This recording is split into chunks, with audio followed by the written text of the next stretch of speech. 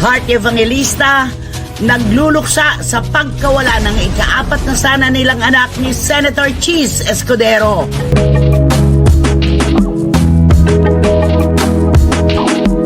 Maraming nagulat. Ako rin nagulat eh.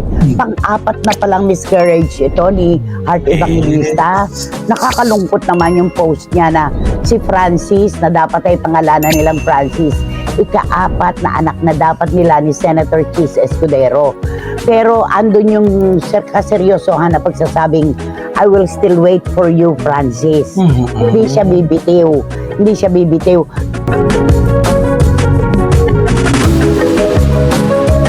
Bitiranang kolonista na si Nanay Christopher Min nagulat sa nakakalungkot na balita kina Heart Evangelista at Cheese Escudero. Kung bago lang kayo dito sa aking YouTube channel, huwag kalimutan mag-subscribe at pindutin niyo na rin ang notification bell para ma-notify kayo sa ating susunod na video. Maraming salamat.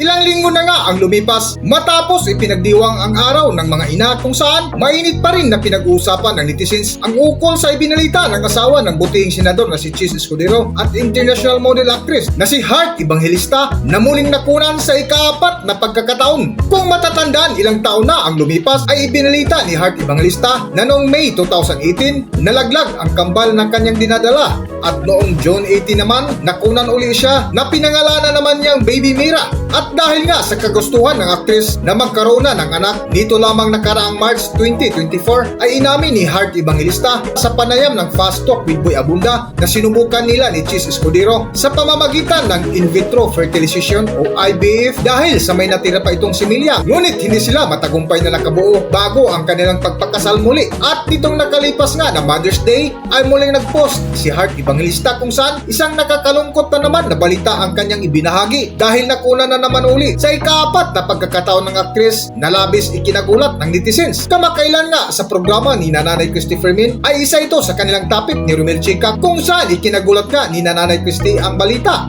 Lundag tayo sa pangalawang paksa natin. Maraming nagulat. Ako rin nagulat eh. Pang-4 na palang miscarriage ito ni Heart Evangelista. Nakakalungkot naman yung post niya na si Francis, na dapat ay pangalanan nilang Francis, ika-4 na anak na dapat nila ni Senator Cheese Escudero. Pero andun yung kaseryosohan na pagsasabing, I will still wait for you, Francis. Hindi siya bibitiw.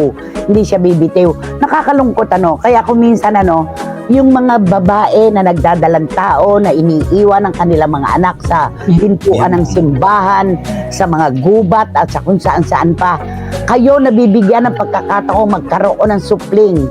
Marami pong babae na naghahangad, nangangarap, nananalangin na magkaroon din ng produkto ang kanilang relasyon pero hindi na pagbibigyan. Hindi ba kayo nakukonsensya sa ganyan, di ba Romel? Opo, kaya nga, alam mo, iniisip mo nga si Heart Evangelista, yung isang beses ka lang na miscarriage, dala-dala mo na yun habang buhay. Yung kaya 4 pa kaya, paano na lang yung pakiramdam ng isang ina na lungkot sa pakiramdam na gustong magkaroon ng anak. Pero, ang hawak niya ay napakahigpit sa pag-asa na isang araw. Diba? Ika nga niya in God's time. Darating din yan. Darating din yan.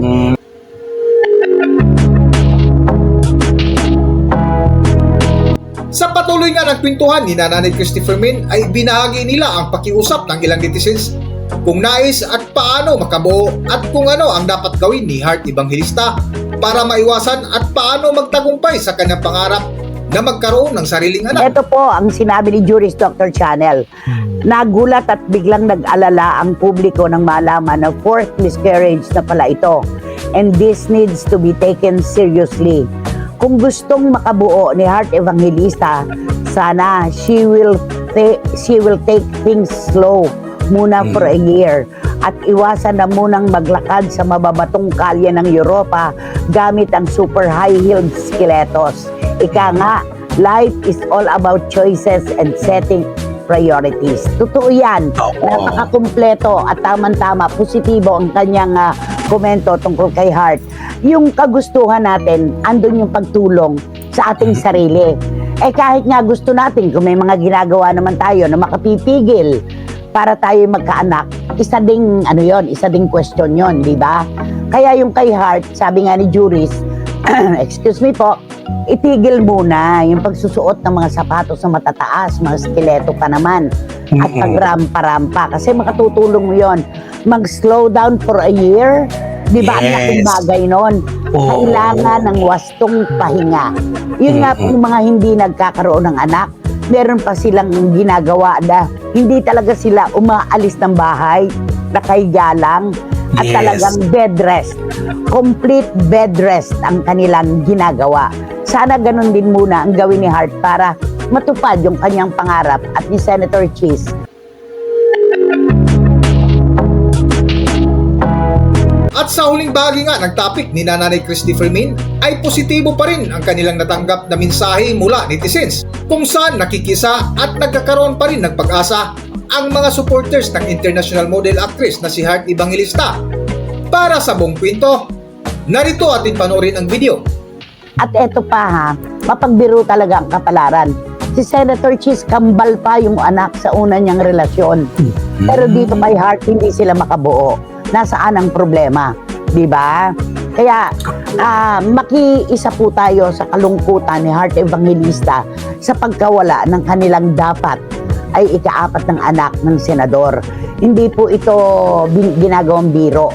Napakaseryoso po nito para sa isang katulad ni Heart na nangangarap na magkaroon ng produkto ang kanilang pagmamahalan ni Senator Cheese pero hindi sila nabibigyan ng pagkakataon. Oo nga. Diba?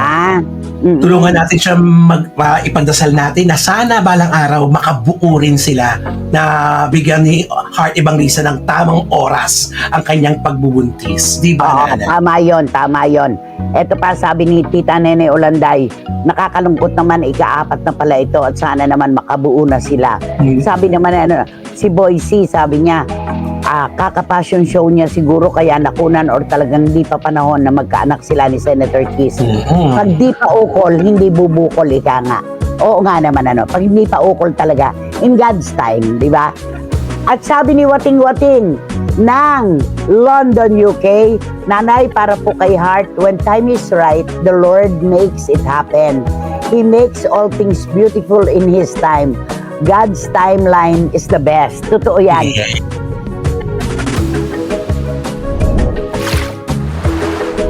Hanggang dito na lang muna ang ating video at kung nagustuhan nyo, huwag kalimutan mag-subscribe at pindutin nyo na rin ang notification bell para ma-notify kayo sa ating susunod na video. Maraming salamat.